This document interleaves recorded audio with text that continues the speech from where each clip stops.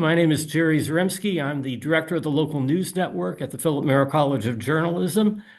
Thank you for joining us for our webinar today with our colleagues from the Robert H. Smith School of Business and the American Press Institute.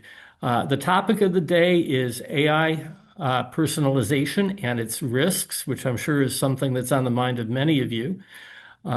Just a quick reminder, we are having these webinars on a monthly basis. You can look at our website and you can find out the list of all these topics that we're going to be studying once a month through December.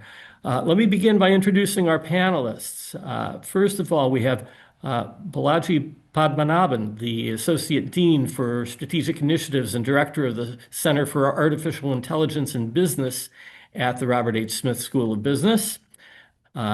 Presenting next will be Eaman Jahani, Assistant Professor of Business at the Smith School.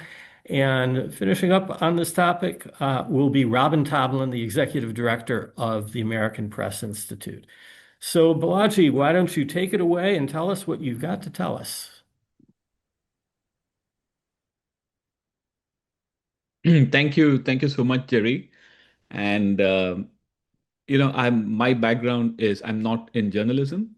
My background is in AI. I've been in the AI space for about 3 decades now, doing research, and I work with companies and I teach in this area as well. So I'd like to do three things. Uh, you know, Start off with my perspective on where we are today in the AI space, then talk about AIs and humans, the impact that it's having on people, work in general itself, offer two predictions, and then with all of that as a base, talk about maybe a slightly unusual perspective on personalization for journalism and journalists. And as we go through this, I'd like you to wear maybe two hats. One is an individual hat, and the second is an institutional hat representing, whichever organization you're part of as well. Because I think some of this will resonate better depending on what hat you wear when you sort of look through this. So where we are now, right? We are at a very interesting time, of course. Few years back, in an archive paper, there was this picture. This was about 5 years back that started at pointing out what may happen, and this is actually quite a useful view of what's going on today, where at the center are these big AI foundation models that are being built by the big tech firms. So these are your GPTs, your Claude, your Opus, LLMs, and so on. And then on top of this, what is happening is that this paper itself had talked about adaptation. And the idea is that there are going to be a lot of applications that will use these as the brain and build downstream applications. Like a chat GPT itself is like a downstream application, but you can also think of downstream applications as things like Harvey AI, which is an AI tool that's specifically made for lawyers, for instance, or Open Evidence, an AI tool that's specifically made for physicians, and so on. Right? So this is what has played out over the years, and we've had these large foundation models, and today we have hundreds of thousands of downstream AI applications that at its core are inheriting the brains of the foundation model but adding to it. Last year, one of the big additions to this are these agentic AI platforms. And the thinking behind this is that instead of just building on these foundation models to create chatbots and so on, what if these foundation models can be used as the brains to do reasoning and take action? And by taking action, what I mean is that you provide these brains, these LLMs, access to things like, emails, software that can make decisions on what to publish automatically, right? And maybe with human review, but maybe without, right? Depending on how it gets used. And so combining the power of these brains with things that can take action and reason can now have put us in this world where we are designing hundreds of thousands of agentic AI that can do things that possibly in the past humans used to do. How real is all of this? A few months back, Goldman Sachs had announced that they had worked with Anthropic to automate a lot of banking tasks with AI agents. Now, my first job 30 years back was in Wall Street, and my experience in general has pointed out that what Wall Street does, a lot of the other firms end up adopting a few years down the road. Now, what is important about this announcement was not that they were using AI to do automation of simple tasks, but the focus was on complex tasks that are highly repetitive. This shows up in all our lives, individually and even as institutions, which is what Goldman Sachs, the perspective that Goldman Sachs took. What are examples of complex but highly repetitive tasks? As a professor, for instance, right? So if we are creating exams on a weekly basis or bi-weekly basis for students, we might have our own notes. And in the past, this may have taken us a few hours to do per exam. So in 10 minutes, I used Claude to build an agentic AI workflow using a platform called Crew AI, where I essentially point it to my notes and my PowerPoint slides. And based on that, it comes up with for as many questions as I want as a starting point, right? Which I can then review. And within 20, 30 minutes, I have an excellent exam that may otherwise have taken 4 hours, right? How many of these complex but repetitive tasks exist in our lives as in our professions that these agentic AI models now can potentially help with, right? And shave off many hours per week. So, what about me, right? The humans and AI. There are a few different perspectives I'll share that are, these are not complete, but these are some of the ideas that are out there, right? So, one view is that AI will take away most information processing jobs, leading to automation and displacement of labor. There is this augmentation view that gets talked about a lot, which is most of our work will end up being human AI collaboration, and we'll end up in these augmented scenarios. IMF and the World Bank are recently releasing a report, I believe, where they talked about the creation of new jobs that are AI specific that would not have existed in a pre-AI world. Things like what we might joke about prompt engineers and so on. But there are new types of AI jobs that are coming out in every profession. And this is the interesting case amongst some of the scenarios. And this is the Oprah view of what may happen, where you get a car, everyone gets a car. And with access to AI tools, everyone is potentially a software engineer, everyone is potentially a journalist. The barrier to entry in many of these professions is now reduced a lot. And this ends up, the view is that this will put downward pressure on wages, but at the same time, for the people who have substantial expertise, and this is very true in software engineering where I'm from, for these individuals, the combination provides a 10x or a 100x boost in productivity. And the thinking, therefore, is on the whole, the impact may be downward pressure on wages because the barrier to entry in many jobs has gone down. But the ones who are really good in their jobs potentially will be these 10xers or the 100xers. And we've seen things this play out in at least the software engineering space. The fifth view is sitting on money, right? So none of us will have to work. AI will do such amazing things that we'll have abundance and there'll be universal basic income. Now, reality is probably a combination of all of these. And sometimes when I talk to organizational leaders and the question that comes up saying, what should you do?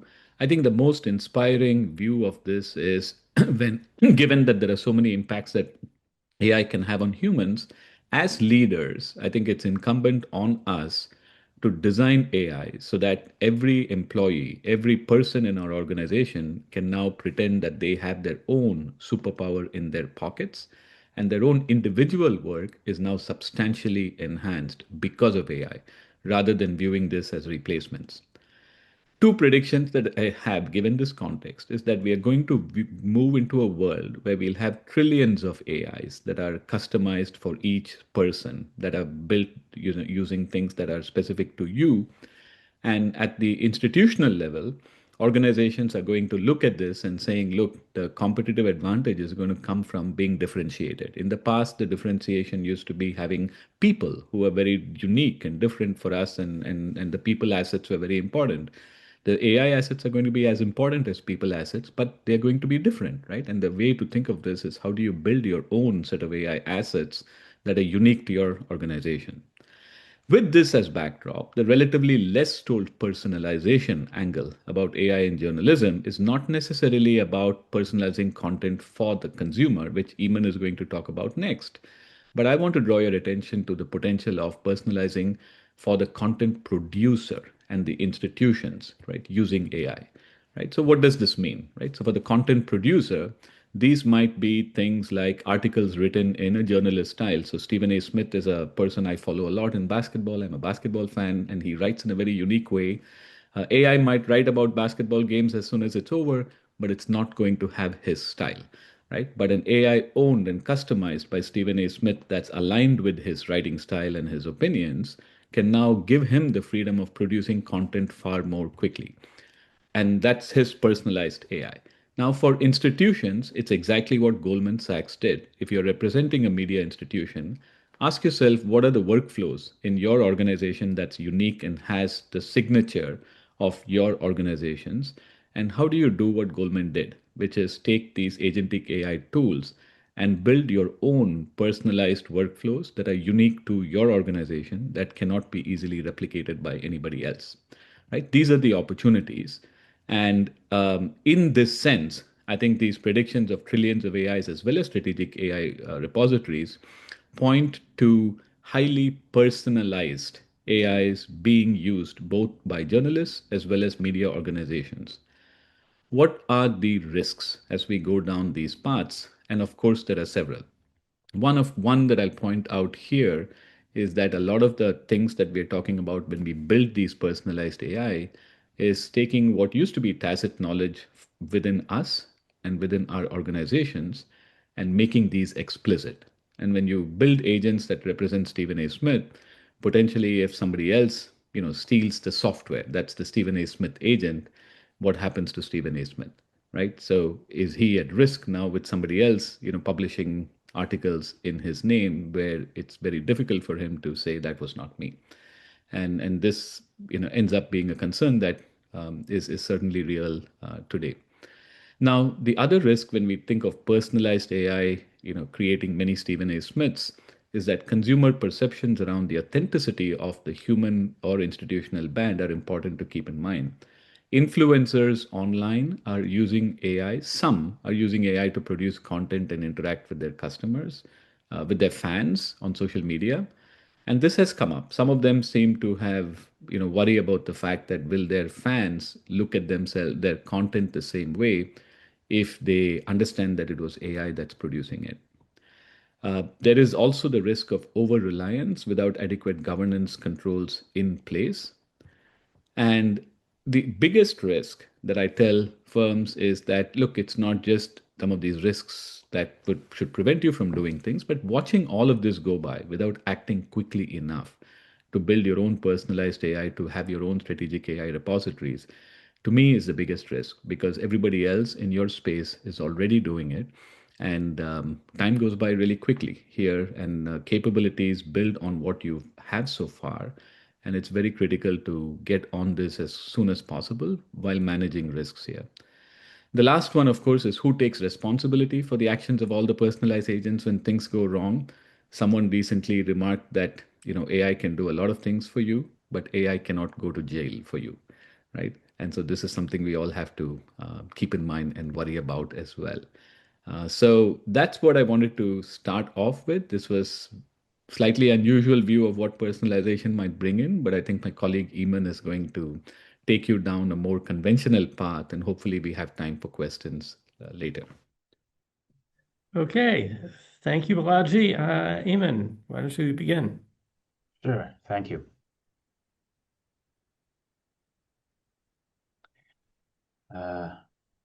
Okay.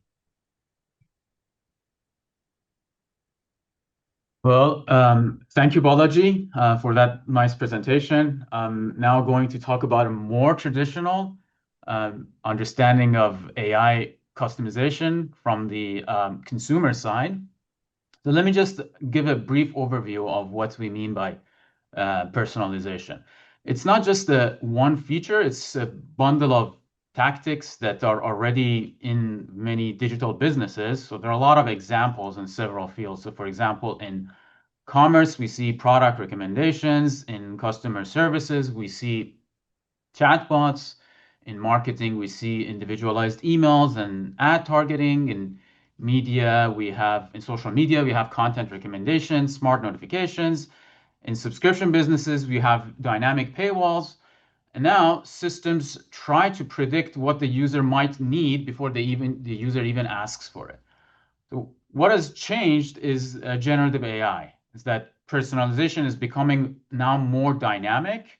It is not just selecting from a fixed menu, but AI can now help create, rewrite, translate, or repackage content for different users and contexts. So the business logic is easy to understand here. When people feel that an experience is relevant to them, they're more likely to engage and come back and subscribe.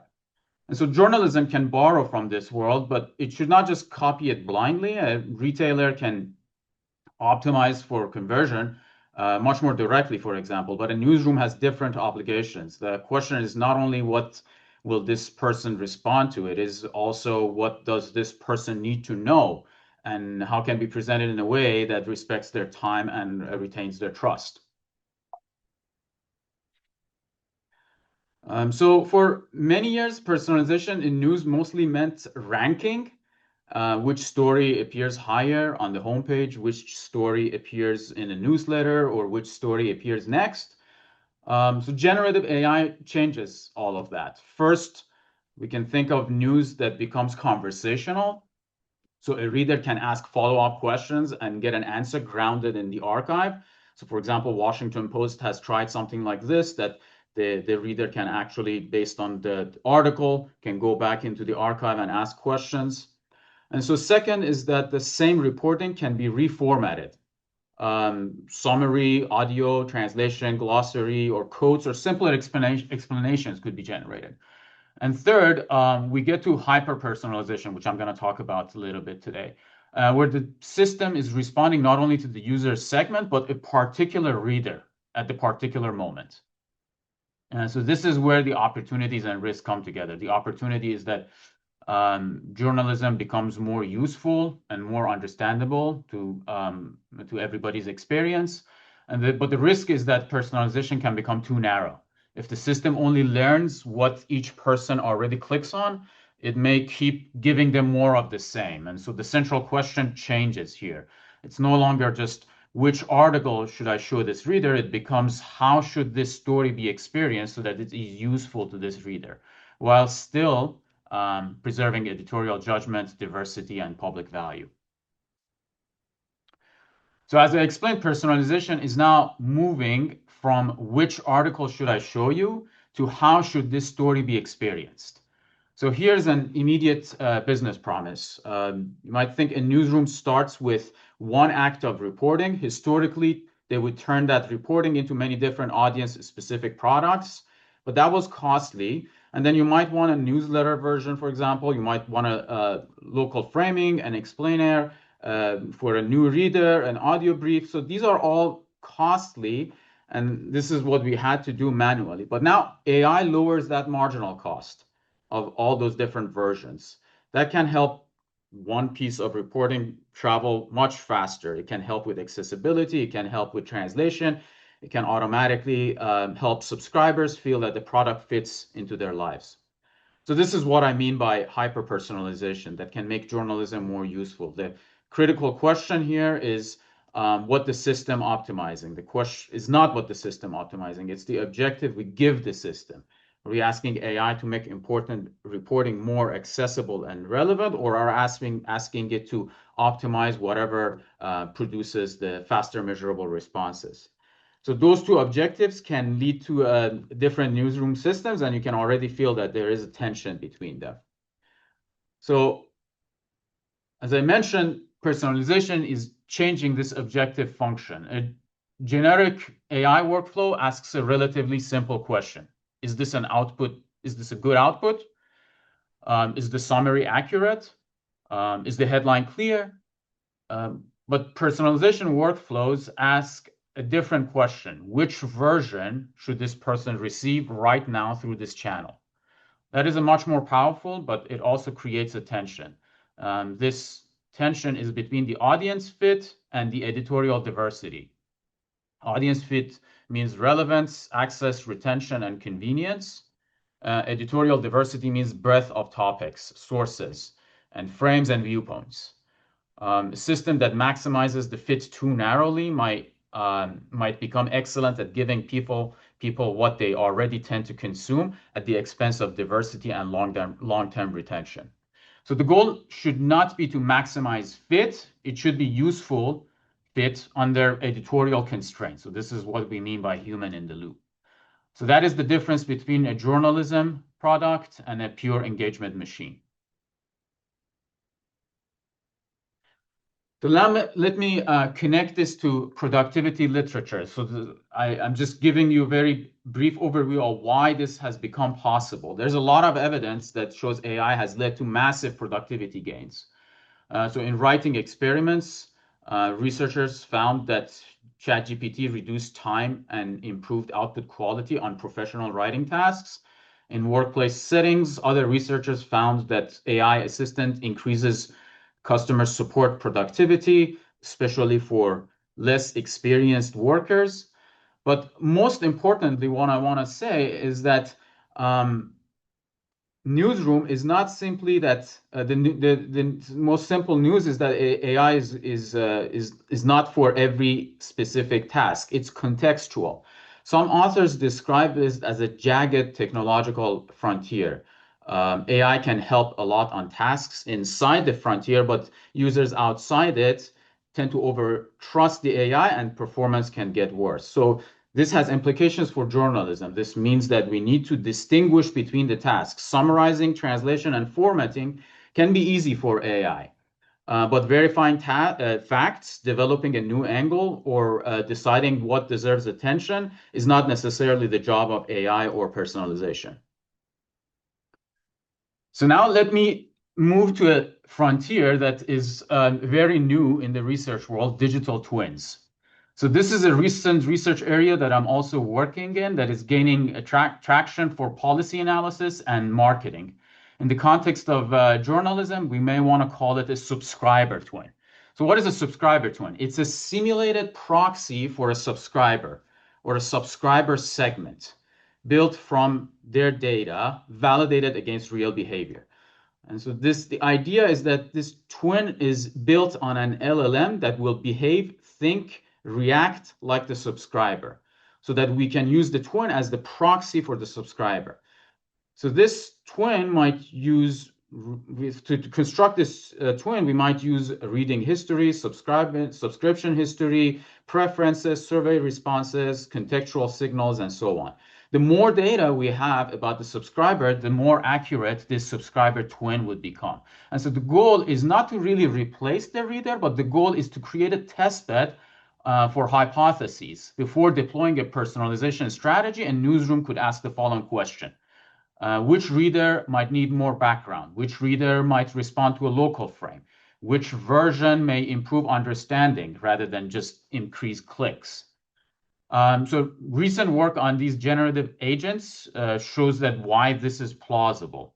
So for example, some authors built agents grounded in interviews with real humans and showed meaningful replication of responses across experimental outcomes. So this has a lot of potential in if you want to use these digital twins as the subscriber twin. But I have to say that this twin is not an oracle. It's a research instrument that still needs validation. It is nevertheless a very powerful tool to test personalization strategies. And so here's the workflow that I would propose one could use with these digital twins in the newsroom. So you start with a real story and you create a small set of meaningful variants of that story. And these shouldn't be just random content variations. They should be editorial motivated alternatives. Maybe a background piece, a local framing, a solution angle, a version that talks about the communities that are affected by the story, or maybe a follow-up story. And then we expose these subscriber twins to these alternatives and ask for predicted outcomes. For example, their interest, comprehension, trust, or relevance. You might even think that you could interview this twin, this digital twin, this subscriber twin, and ask them what worked and why did it work. This is an opportunity that we don't really have with our human subscribers. So those predictions can help us prioritize on the most important hypothesis. And this is the next key step. We should use digital twins, these subscriber twins, to generate hypotheses on what works for personalization. We have to validate it with real experiments. So the twin should help decide what to test, but that shouldn't be the test itself. This is where you already have a bridge between hyper-personalization and the experimental discipline where I work. So essentially, AI is expanding this candidate set, and the subscriber twin helps ranks the candidate sets of personalization, and real readers and editors would have to validate them and figure out what actually is worth doing in reality. Okay, so this is the main reasons digital twins become very interesting. So this slide explains why they're super exciting. So standard prediction model is usually excellent at interpolation. It looks at past behavior and predicts the next behavior. That can be valuable, but it only works on the data that we already have. If a reader has never read a climate coverage or a story about it with a solutions frame, or has never interacted with a local product, the model has limited evidence and is not going to be very accurate. But a digital twin aims to model something closer to the reader's mental state. It's their background, their motivations, their constraints. And so this is more than just an interpolation. In principle, that lets us ask counterfactual questions. How might this reader respond to a topic they have not encountered, or we don't even have any data on it? Would a local frame increase relevance without reducing diversity? And this would be the first time that I'm trying this on this specific subscriber. So again, I would be very careful here. This has a lot of generalization ability over traditional AI frameworks, but it's a promise. It's not a guarantee. Research shows that these digital twins have impressive progress, but they have their own limitations. And that's why they need to be validated, as I mentioned earlier, so that we use them to generate hypotheses outside the narrow footprint of the data that we have available. And then we need to test these hypotheses if they work in reality. So let me talk a little bit about risk with hyper-personalization and digital twins. So the core risk is prediction lock-in. If the system is trained to predict what a subscriber will click, then past behavior becomes destiny. The reader is going to click a certain topic, then the model predicts more of the same topic. The reader sees more of a similar topic, and the model becomes more confident that's what the reader wants. And so this is similar to the filter bubbles that we see. That is a major problem with these hyper-personalization approaches. So this can look successful in short run, but engagement may rise, but journalism often creates value by doing the exact opposite, helping people understand something they didn't know that they need to know, right? A watchdog investigation, for example, a local accountability story. These are the things that we may not necessarily know if the user is going to click on them, but because they don't know ahead of time if that's the information they're seeking. So the question for hyper-personalization should not be only that will this subscriber click, it should be also what could this subscriber benefit from? What might expand their understanding, and how can we build trust? And so this brings me to the tension that I mentioned earlier with the personalization and editorial choices. So a little bit about the risk. So we know that audiences are interested in useful AI feature, but they're also skeptical about AI-generated news and data uses. So trustworthy personalization has to be designed in the system. First, we need to care about transparency. Readers should know when AI is being used and which story is AI written, machine written, or generated by a human. Second, we need to have their consent and we need to respect the privacy, that the data that we use for personalization should be limited and they should be aware of what data we are using. Third, and most importantly, this is the human in the loop review. Especially for summaries and sensitive topics, the editorial constraints should be respected. And finally, the portfolio metrics. So the newsroom should measure not only just clicks, but the diversity of the sources, the breadth, and whether the readers are being over narrowed. So the business risk here is not just ethical or regulatory, it's a brand risk. If personalization generates a lot of AI slop, then the newsroom is going to lose the very trust that it needs for retaining their readers. So let me close with the thesis that I have.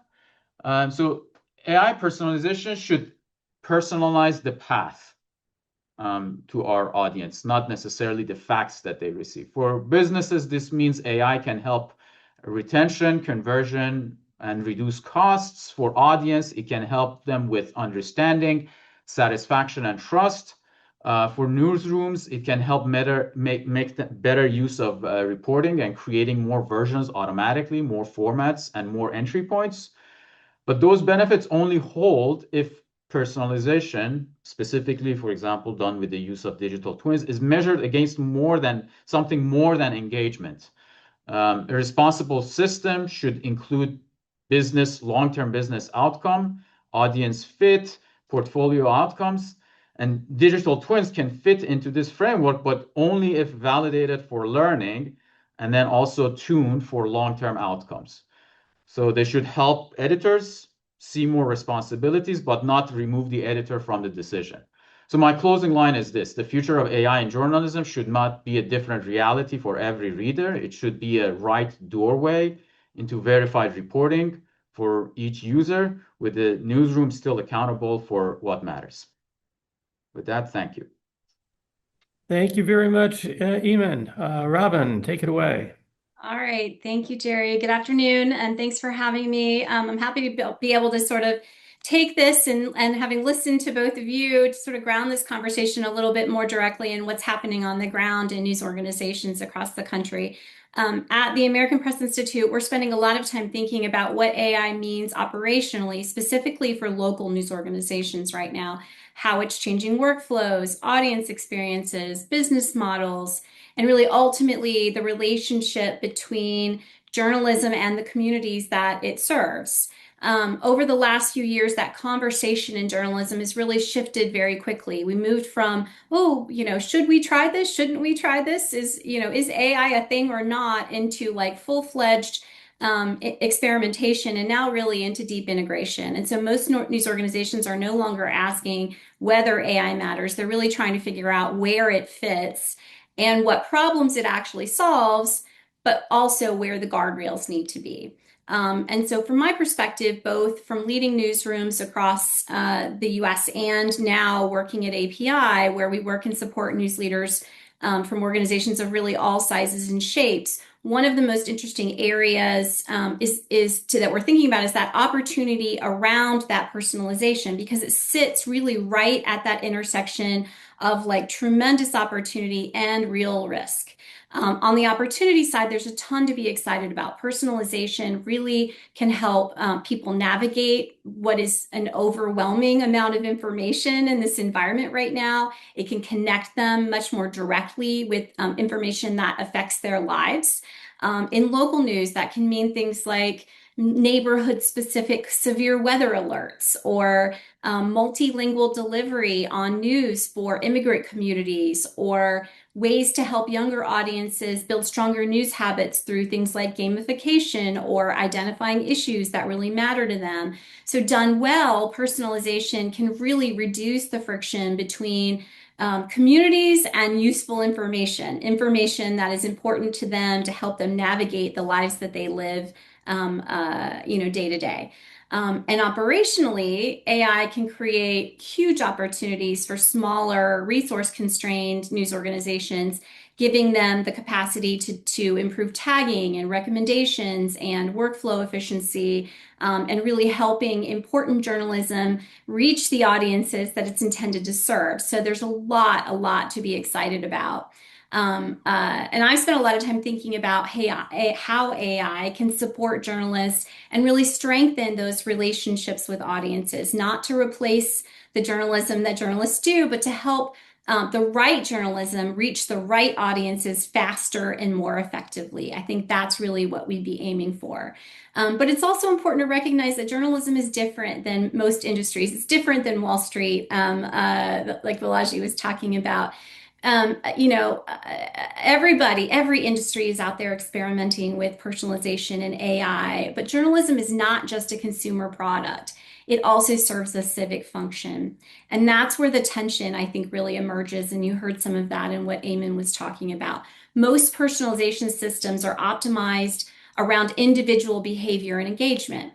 But local journalism, or journalism in general, but local journalism specifically, has a real responsibility tied to accountability and public understanding and shared civic awareness. And these goals don't always neatly align with with people's behavior. I always used to joke, if we could only get people to read what they need to know, it would be a whole lot easier.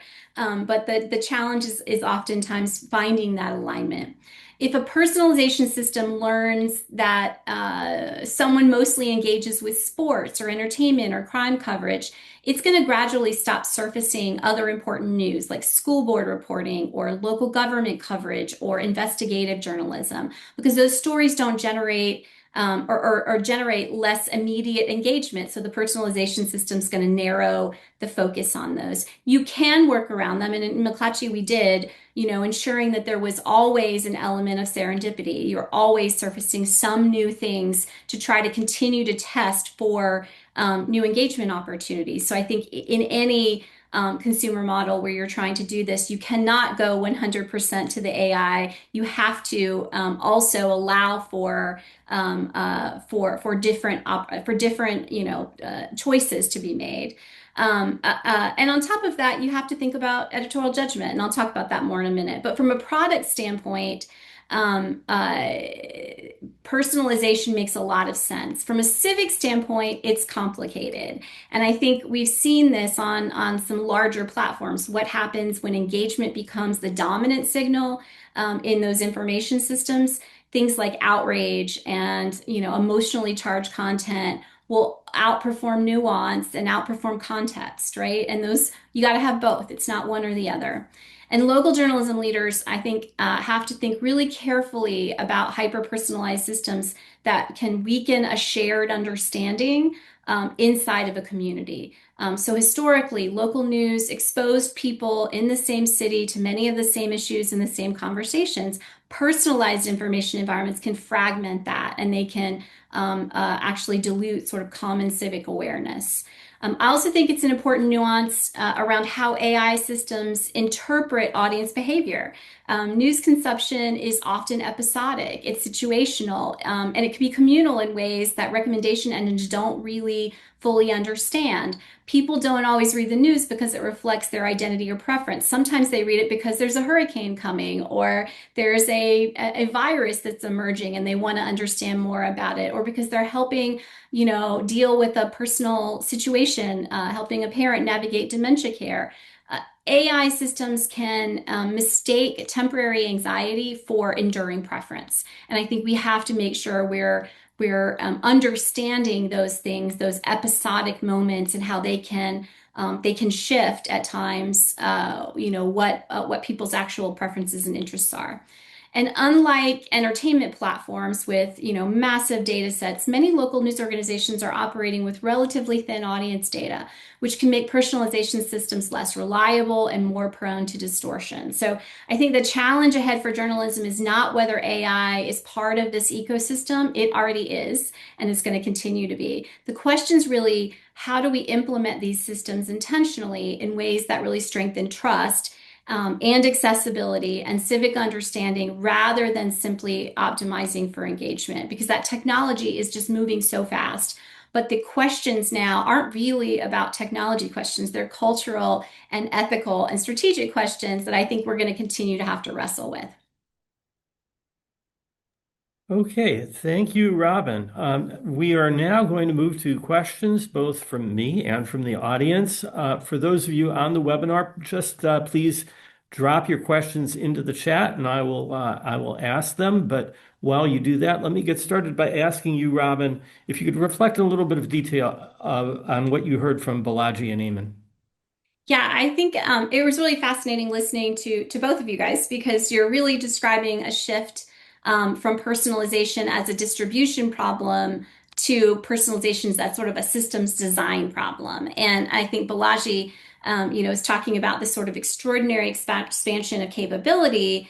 With organizations building AI assets and codifying workflows and creating systems that really dramatically, increase that scale and efficiency. And Eamon's pushing on this sort of equally important question of, okay, what happens when those systems work, right? And when they start shaping how people encounter and understand information. From a journalism perspective, both of those things matter a lot, right? There's tremendous opportunity here, especially for organizations that have limited resources to really figure out how to scale in ways that they can't without help. And so AI can absolutely help journalism become more accessible and more contextual and more useful through all of these different tools. But I think Eamon's point about prediction, sort of locking in especially important journalism, because one of those core purposes of journalism has always been to help people understand things that they didn't necessarily know they needed to seek out. And so that creates a different optimization challenge that's definitely important to think about in terms of these commercial personalization systems. I think when a retailer is sort of optimizing for conversion, it's really different than how a newsroom's trying to balance sort of relevance and accountability and thinking about diversity and public understanding all at one time. And so what strikes me is that both of you guys were circling back to the sort of same leadership question of what values are embedded in these systems. And historically, editorial judgment was visible, right? It lived in editors, it lived on front pages and story placement on what was on your homepage. And in newsroom conversations, and increasingly those judgments I think are becoming embedded inside of engines, right? And the question is, what is driving those engines? And I think we have to keep thinking as journalism is adopting these tools, and it is, is how do we design them intentionally in ways that really expand access and usefulness without narrowing that civic understanding in the process? Great. All right. A question for Balaji. I have a sense that a lot of people in journalism do not have a full grasp of AI, how it works, how it's changing the world, and how hard they have to work to keep up. So I'm just wondering, if there's someone on our call who knows what Anthropic is and has used ChatGPT a little bit, but really needs to know more. How can they possibly keep up? I don't think this is a challenge just for journalism. Frankly, it's a challenge for every profession I've seen, other than those in the tech sector, right? Just keeping up with capabilities is been extremely hard. But what is happening now is, I think, remember, I was talking about these downstream applications where there are vendors who are customizing this and creating products for people. I think the more that happens, the quicker we'll find the solutions that somebody else has built for us, right? So rather than you figuring out how can I use this, you'll be regularly coming across products that saying, hey, this is AI for journalists. This can let you do these 8 things. You just, sign up, right? Pay $9 a month, right? So those types of things are already coming up. And I think that's going to make it a lot easier to use this. At the same time, I think one of the simple ways to get started is to have Ask AI itself is actually a very good teacher of what it can do. There are so many play times it hallucinates, but on the topic of what it can do and providing some examples of getting started, I think ChatGPT or Claude actually work really well as a friend who can teach you and guide you along. All right. Question for you, Eaman. And maybe a little bit more of a technical question. I've been reading a lot on AI in recent months, partly because I know I'd be hosting these webinars, partly because I think I have to. And I'm reading more and more about world models. Mostly we are familiar with large language models. Could you tell us how world models differ and if they apply, and if so, how they apply in the world of journalism? So if I understand correctly, you're referring to the foundational models. That's Hmm. okay. So these are models that can be customized for every specific task. So a lot of these companies, they generate this model, and then through a process called alignment, they can send them to specific targets. So maybe you have a business, maybe you have a customer service business, and so you can align it for that specific target. Um, so, uh, so in the context of journalism, specifically as it would come to personalization, you might want to start with one of these world models that then gets aligned to specific user needs. And then once it is aligned to be act as a user in the context of hyper personalization that I talked about, you can fine tune it for each specific user. For example, you can pass different variables, different characteristics of that subscriber. This subscriber of this certain age comes from this background. They have looked at this types of articles before, and these are potentially their interests. And then you can query that. You can query that model. You can interview that model as if like this is one of your subscribers available to you right now. And then based on that, you can customize the products that you generate for them. So this is one of the ways that I can see that we can use these foundational models, then specifically target them for our use case, and then generate multiple different versions of it for different customer segments that we have. Can I just add to that, Jerry, Sure. briefly?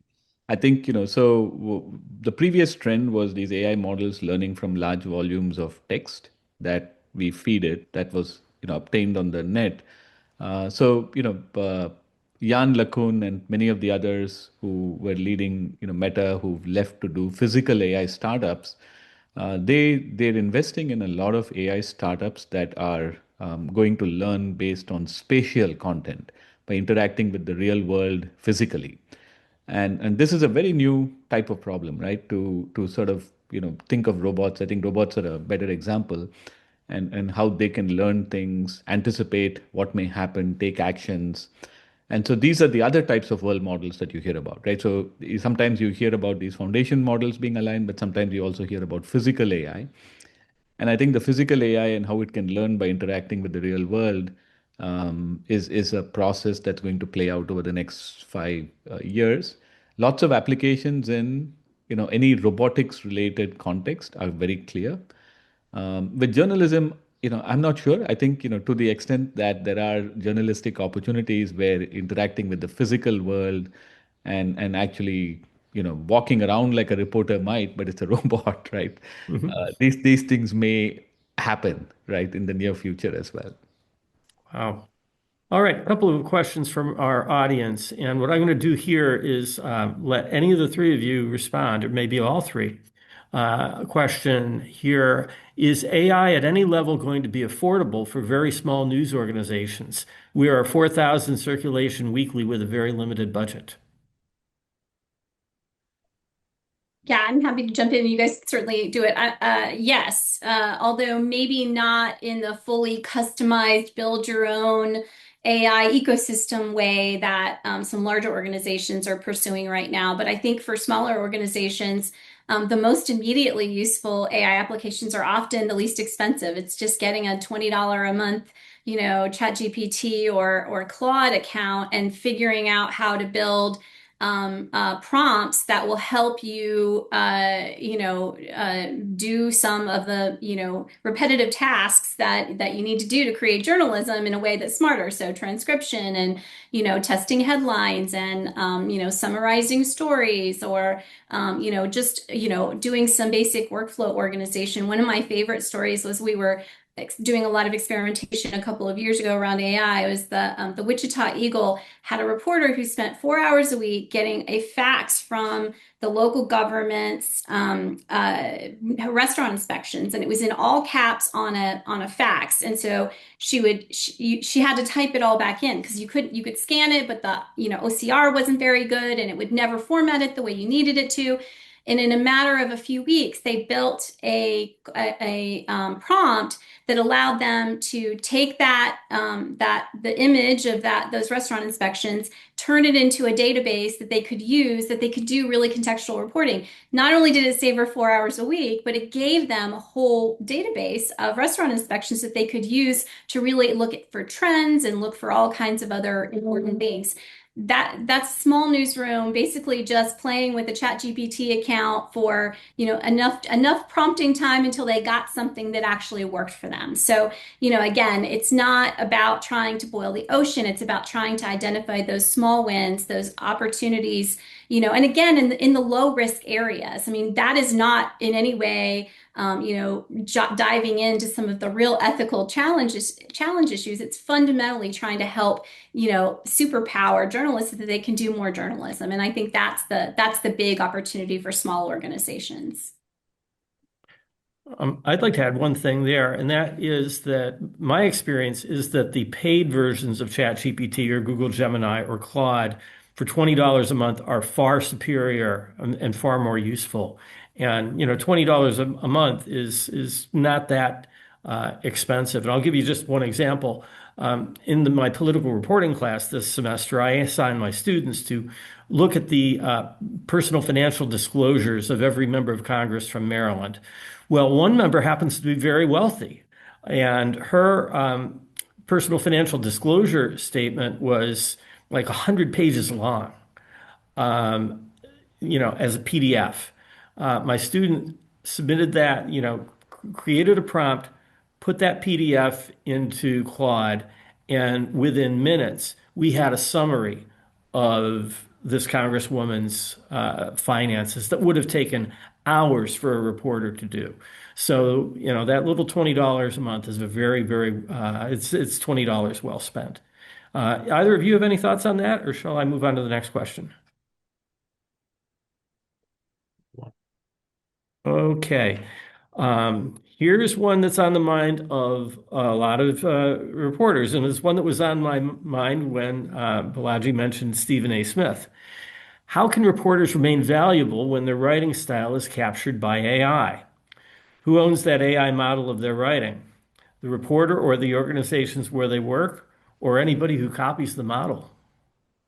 I'll dive in on this one. And I actually think this is going to become really one of the most defining sort of labor, ethical, intellectual property questions in journalism over the next few years, because a reporter's value has never been in just typing sentences, right? It's in their judgment and their sourcing and the credibility and the curiosity and the verification and in the relationships that they build and the expertise they have. So their style is a piece of that, but it's not the whole thing, right? It's just a piece.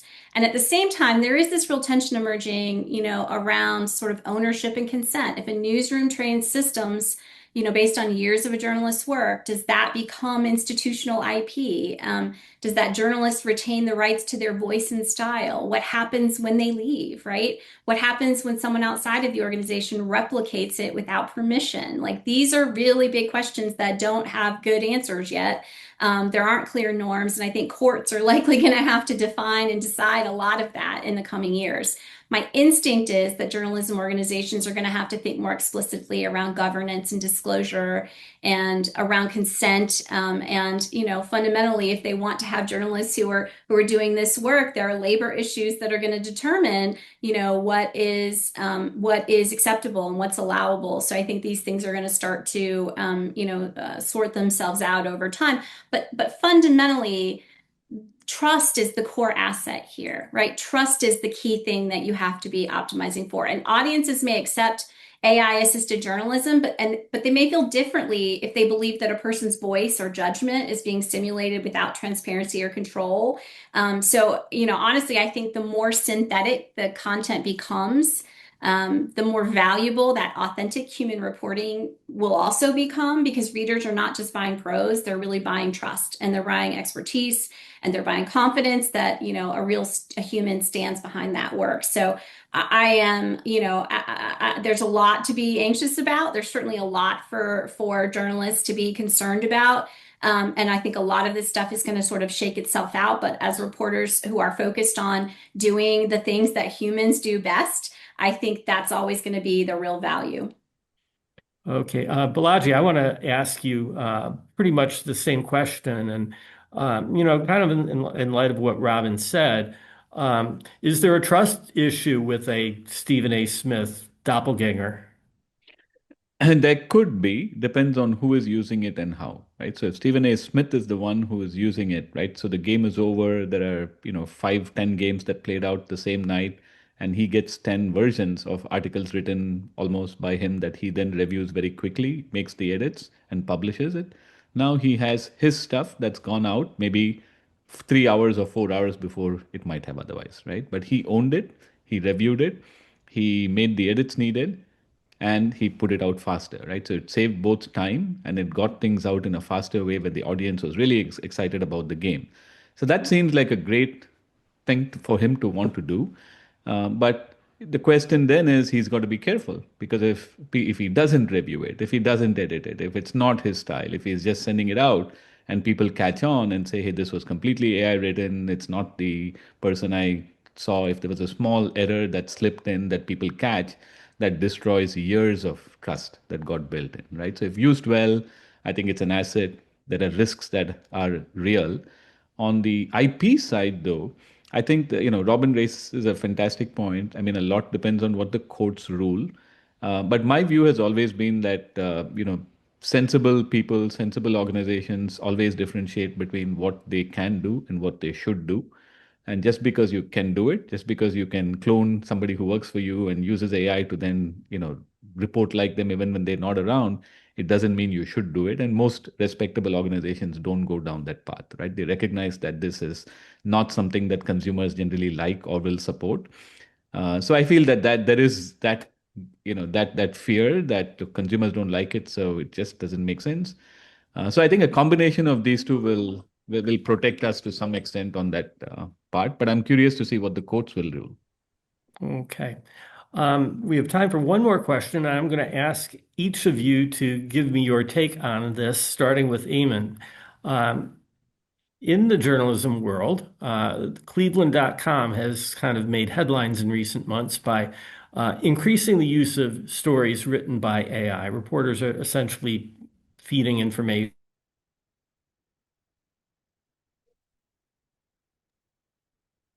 Lost Jerry for a minute. Yeah, we lost Jerry.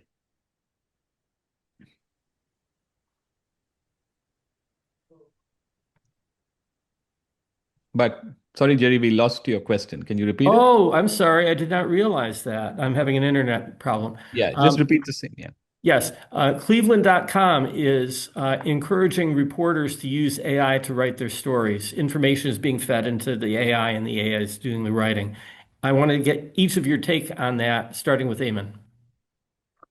Yeah, so that's it's an interesting question. So kind of related to what was already asked. So AI can do a lot of the work that journalists can do, and also researchers. As a professor, I am also worried about the type of my part of my work that can be automated. So I would say that as journalists, we have to embrace the fact that part of our job is going to be automated. Instead, we should try to prioritize on our strengths that the AI systems cannot do, and that should be our real input to this process. So I can think of several strengths that we can add here. One is that access.